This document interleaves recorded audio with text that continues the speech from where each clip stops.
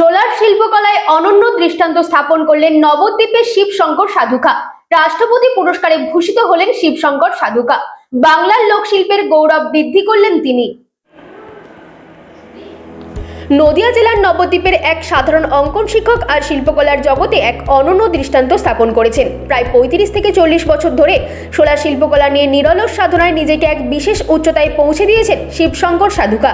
পেশায় তিনি একজন অঙ্কন শিক্ষক হলেও তার আসল পরিচয় লুকিয়ে আছে সোলার তৈরি অসাধারণ মডেল ও মূর্তির মধ্যে। শিবশঙ্কর সাধুকার হাতের ছোঁয়ায় সোলার মতো সহজ উপকরণও হয়ে ওঠে জীবন্ত শিল্পকর্ম।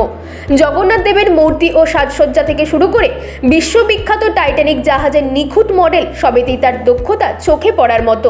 প্রতিটি শিল্পকর্মে রয়েছে সূক্ষ্ম নকশা, অতুলনীয় রঙের ব্যবহার এবং দীর্ঘ অভিজ্ঞতার ছাপ। নবদ্বীপ ও নদিয়া জেলার গণ্ডি পেরিয়ে তার শিল্প আজ রাজ্য ও দেশের নানা প্রান্তে সমাদৃত।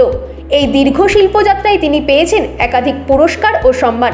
সম্প্রতি তার শিল্পকর্মের স্বীকৃতি আরও এক ধাপ এগিয়ে যায় যখন তিনি ভারতের রাষ্ট্রপতি দ্রৌপদী মুর্মুর কাছ থেকে রাষ্ট্রপতি পুরস্কারে ভূষিত হন।